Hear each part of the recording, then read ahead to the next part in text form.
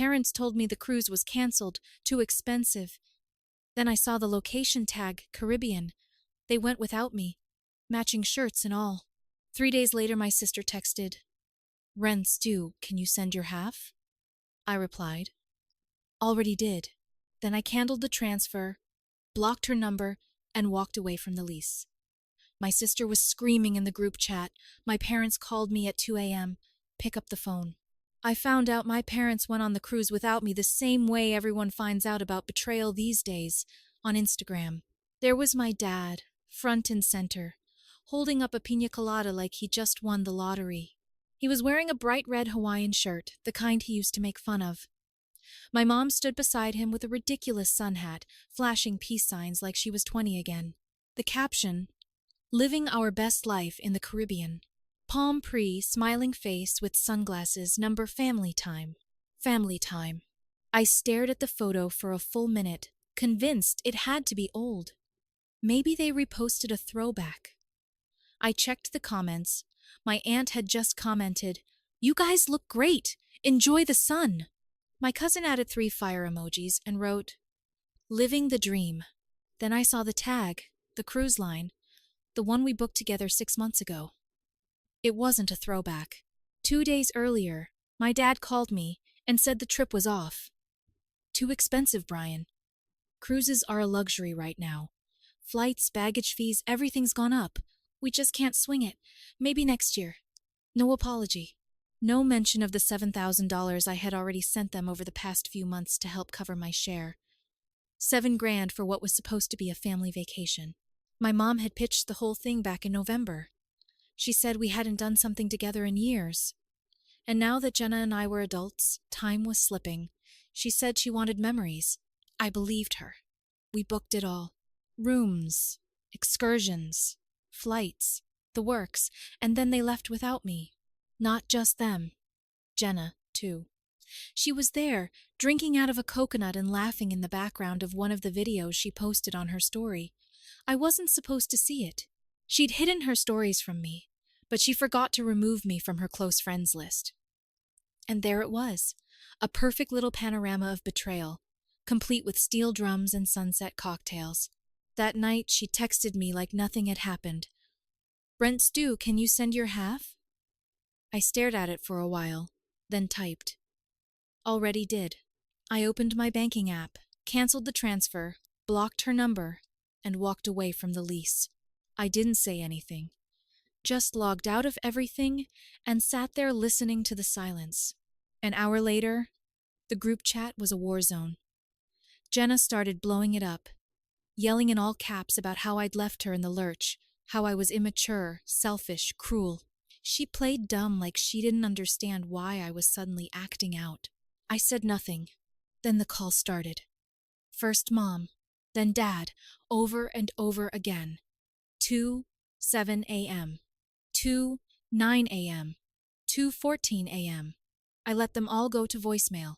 It was almost funny in a dark, pathetic kind of way.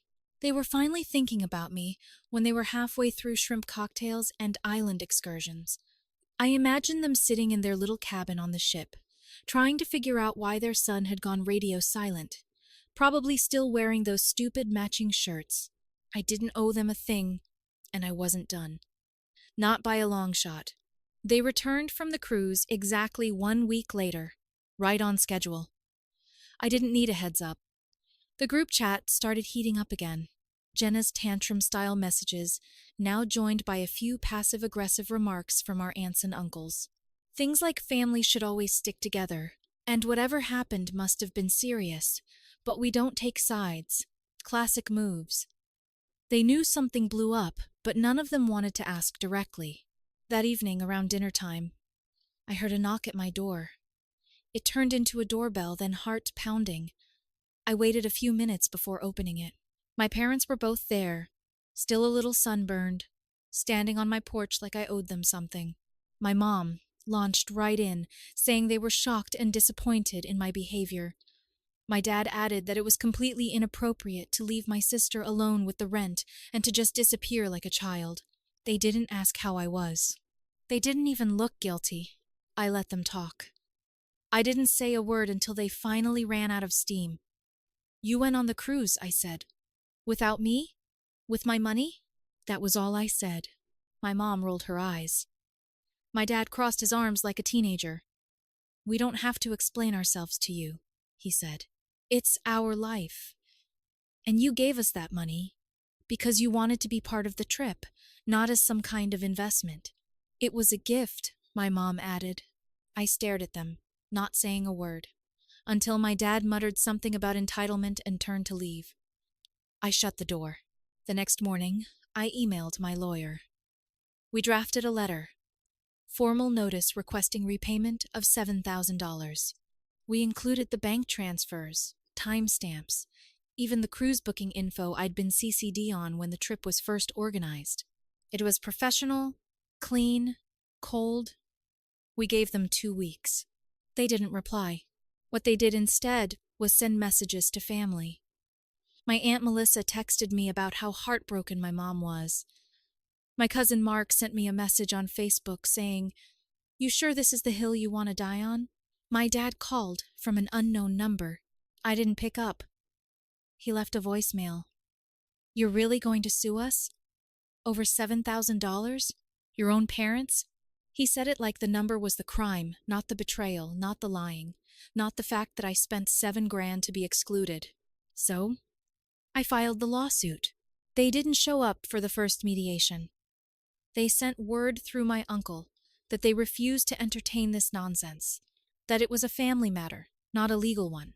When the court date came, they showed up. They looked annoyed. Not sorry, annoyed, like I was wasting their time. They didn't say a word to me. The judge was straightforward. The case was cut and dry. The money had been sent for a purpose that was never fulfilled, and instead of a refund or explanation, I got gaslit and ghosted. Judgment in my favor. Full repayment plus court fees. Afterward, my dad stormed out without waiting for the paperwork. My mom hung back just long enough to glare at me before walking off. It was like they couldn't believe I had actually done it. Like I was the one who betrayed them. I got the check 2 weeks later. I thought that was the end. Then the photos started showing up online. Family reunion. Everyone smiling, matching t-shirts again. My face noticeably absent. No invite, not even a text. They'd started their next move. They wanted me to feel left out.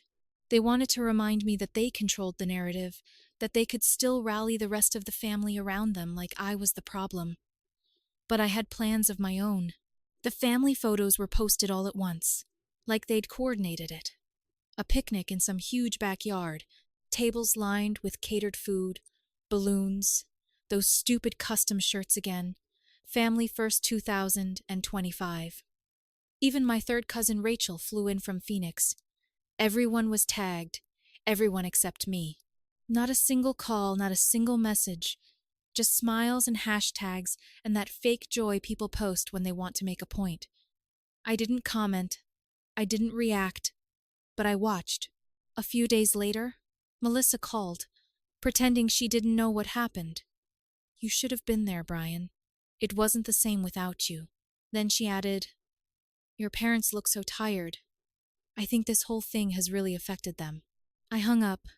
I didn't respond to the follow-up text either, the one with a photo of my mom holding my baby cousin, captioned, "We miss you. Come back to the family." I wasn't interested in fake forgiveness. I wasn't ready to pretend like nothing happened just because they were uncomfortable facing the consequences of their own decisions. So I decided to make some plans of my own. There's a place in Lake Tahoe I've been eyeing for a while. Private cabins, insane views, boats, hikes, everything. I called the place, booked 5 cabins, and started sending out messages.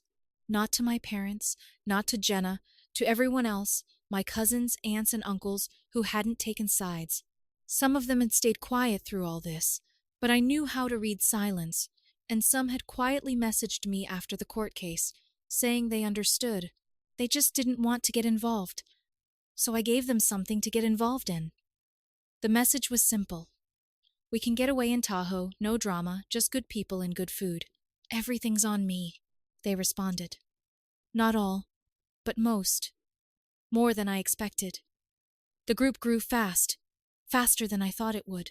Turns out a lot of people were tired of the show Jenna and my parents put on, tired of pretending the way they treated people was normal. So we went. It was perfect. Bonfires at night, paddleboards during the day, coolers full of drinks, and stories that didn't include guilt trips. My cousin Taylor brought his girlfriend, and on the second night, one of my younger cousins told me it was the best weekend he'd had in years. Jenna found out halfway through. She messaged my cousin Alicia something nasty, which Alicia screenshot and sent to me. How could you support him after what he did to Mom and Dad? My parents followed it up with a flurry of angry texts.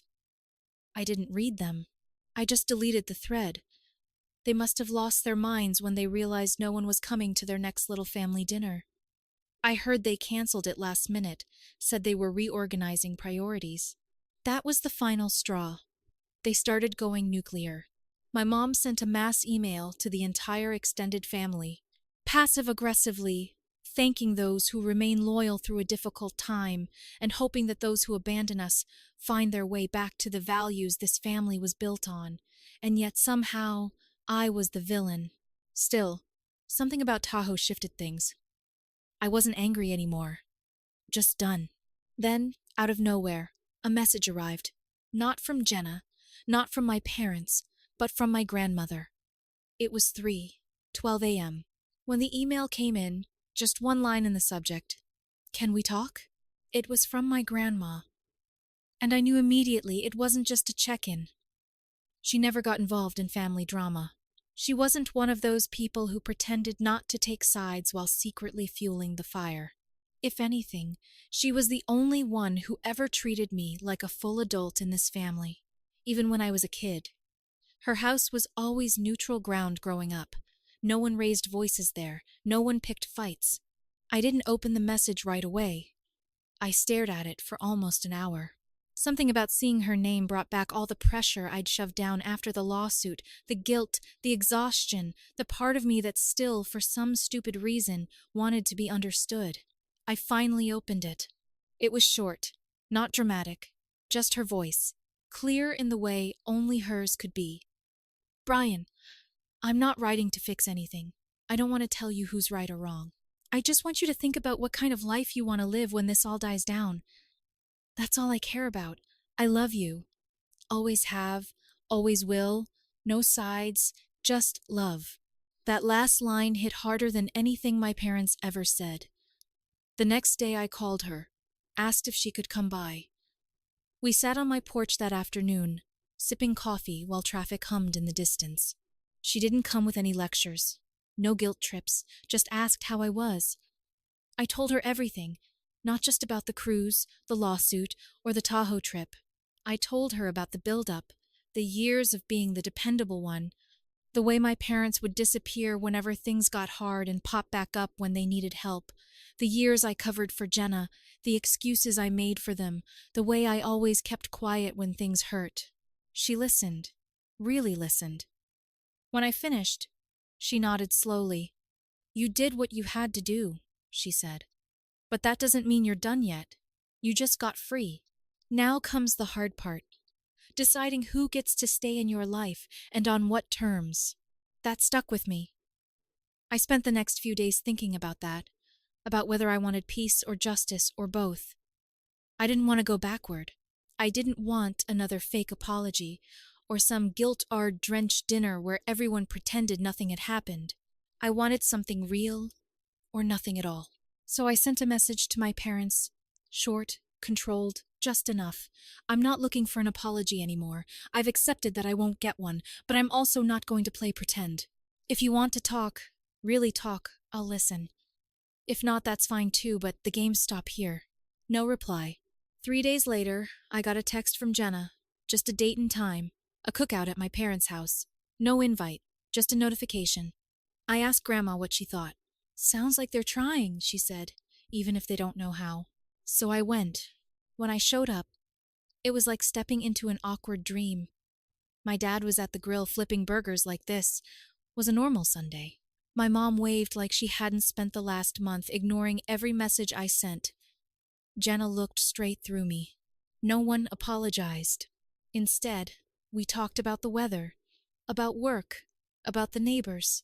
At one point, my mom said, "We're glad you came. It means a lot." That was it. That was all they were willing to offer. And even though I knew it wasn't enough, I nodded. I didn't say I forgive you. I didn't say I miss you. I didn't say anything like that. I was just there, present, detached. The strangest part, they acted like I had come back to them, like they were the ones waiting on me to make things right, like I had something to prove. And that's when I realized something else. I was never going to get what I wanted from them, but I could still take back the narrative. Because I wasn't the villain. And I wasn't done. The cookout was nothing more than a photo op. They didn't say it out loud, but it was obvious. They needed evidence they could control. Proof they could show the family that I had come around. That everything was fine now. No harm done, the lawsuit, the betrayal, all just a misunderstanding. Forgiven. Forgotten. Let's eat. But I left feeling more certain than ever that nothing had changed. They didn't want to rebuild anything with me.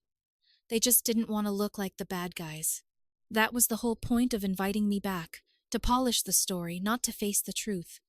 So I disappeared again, quietly this time. 2 weeks passed. Not a single message. Not from my mom, not from my dad, not from Jenna.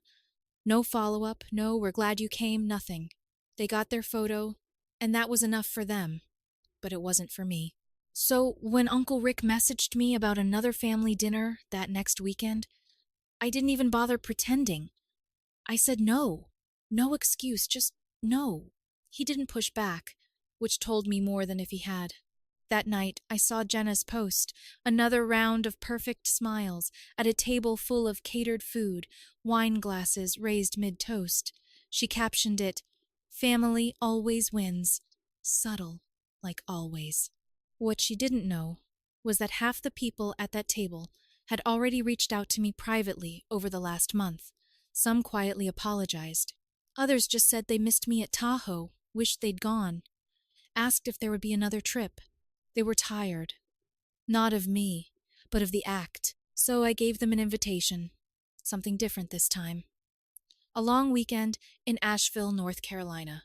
I booked out a group of cabins just outside the city. Beautiful place, views of the mountains, quiet trails, bonfire pits, local breweries within a 10-minute drive. I covered the cost, just like before. I didn't invite my parents. I didn't invite Jenna. I didn't even bother pretending it was open to everyone. I invited the ones who had seen me, the ones who hadn't looked the other way, the ones who had shown up when I didn't have to ask. Almost everyone said yes. By Saturday morning, the pictures were already making the rounds. Group hikes, sunset shots over the Blue Ridge, us drinking around the fire. No drama, no tension, just people enjoying being together. No performance, no passive-aggressive digs, no carefully curated optics. I didn't tag anyone, but I knew Jenna would see it. She still followed a few of the cousins who were there. She put it together fast. My parents, too. Sure enough, Sunday afternoon, I got a call from a number I didn't recognize. Voicemail. It was my mom. She sounded calm, controlled, said she hoped I was doing well, that she saw the trip. Then came the part no one expected. "So this is what you want now? A family without us?" I waited a few hours before replying. I emailed her back. No venom, just truth. I wanted a family that didn't lie to me, take my money, and treat me like an outsider when I stopped playing along. I wanted honesty, not manipulation. I'm not building a family without you. I'm building one without the version of you that did those things. If you want to show up as someone else, someone better, you're welcome. If not, I'm good where I am. No response.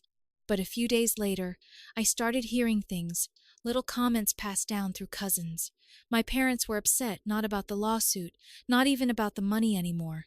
They were upset they couldn't control the narrative, that I didn't come crawling back, that I hadn't begged to be forgiven, that the family they'd once ruled by guilt and silence wasn't falling into line this time. they were losing ground. And for people like them, that's worse than losing love. I didn't feel satisfied. This wasn't revenge, not really. It was clarity, cold, clean, permanent. I didn't burn the bridge. I just stopped pretending it was ever mine. Thanksgiving came, and with it the annual chaos of deciding where everyone would be, who was hosting, who was not invited this year, and who was pretending everything was fine. Usually my parents hosted. Their house was big, their food was average, and the tension in the air was just thick enough to feel like tradition. This year, things were different. Word had spread about Asheville, the cookout, the lawsuit. Everyone had their version of the story now. I knew people were talking. I didn't care, but I could feel the shift. The invitation came from grandmother this time. Neutral ground, no agenda, no favorites. She was doing a smaller gathering. No pressure. Come if you want. No expectations. And I knew she meant it. I told her I'd be there. The moment I walked in, I felt it. A quiet pause in the room, just for a second, long enough to know who had been waiting to see if I'd actually show. Some smiled. A few avoided eye contact. My mom and dad were there. So was Jenna. She looked like she'd seen a ghost. We didn't talk. Not at first. We moved around each other like strangers at a polite funeral. I sat with cousins who had been in Asheville. We laughed about the trip, swapped stories, made loose plans for another getaway. It felt normal, better than normal. Then near the end of the night, as people started packing up leftovers and hugging goodbye, my mom pulled me aside into the hallway. It wasn't dramatic. She didn't cry. She didn't apologize. She just said, "It's good you came. You're still family. I hope you know that." It sounded like a statement, not an invitation. My dad stepped in behind her like he was there to co-sign. "We all make mistakes, Brian." I looked at them. Not with anger, just with this strange, distant understanding. "You do," I said. "But not everyone owns them." They didn't say anything else. I left shortly after. But before I did, Grandma hugged me and said, "You were the first one to come back. That matters." I didn't know how to feel about that, because it was true. I'd been the one to show up, to listen, to try, even after all of it. And the way they acted, the way they carried themselves as if I'd made a mess, and they were the ones graciously tolerating me, it still burned. They never gave back the dignity they stole. They just expected me to be grateful I got to stand in the room again. But here's the thing. I didn't need their approval anymore. I wasn't there for them. I was there because I refused to let their version of the story be the only one that lived. I was there because I knew, even if they never said it, they'd felt the shift too. They'd seen what happened when I walked away. They knew what it cost to lose me. And deep down, even if they never admit it, they were afraid it could happen again. Update. So, I thought I was done. I figured things would settle into this weird semi-vil silence. They'd do their passive-aggressive holiday traditions. I'd keep building a chosen family from the relatives who actually gave a damn, and we'd all just politely pretend we were fine at funerals and graduations. But then something unexpected happened. 2 months after Thanksgiving, my grandma called and asked if I could come over. She sounded calm, but there was a tone in her voice I hadn't heard before, not worried, just serious, like something had shifted. I showed up that same afternoon. She was sitting at the kitchen table, with a thick envelope in front of her, and a mug of tea that had probably gone cold. She didn't waste time. "I'm changing my will," she said. "Your parents are going to lose it when they find out." I thought I misheard her. She told me that, after everything, after watching how things played out, not just the lawsuit or the vacation mess, but the years leading up to it, she started thinking about who in the family actually showed up for people, who gave without keeping score, who tried to hold the family together without burning everyone out. And apparently my name came up a lot in her thoughts. She wasn't cutting my parents out entirely, that's not her style, but she was changing the distribution majorly. I told her she didn't have to do that for me, and she said, "I'm not doing it for you. I'm doing it for me, because I see what people are made of now." She asked me to keep it quiet. I tried, but secrets like that don't stay secrets. A month later, I got a phone call from Jenna at 1:40 the morning. Blocked number, of course. I didn't answer, but I knew. Then the texts started coming in from cousins. Dude, what happened? Is it true? Your mom is freaking out. By the end of the week, my parents had officially lost it. They called Grandma's lawyer. They called Aunt Melissa. They called me from every phone they could find. My dad left me a voicemail that ended with ungrateful and manipulative. My mom sent a long email that was basically one extended guilt trip, laced with phrases like, after everything we've done for you and this is how you repay us. But none of them had actually asked Grandma why she did it. They didn't want to know.